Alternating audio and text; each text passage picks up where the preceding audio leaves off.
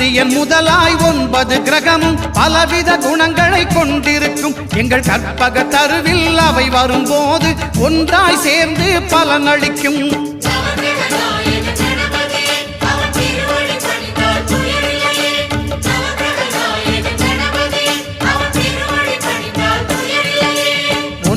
கோளும் ஒன்றாய் காண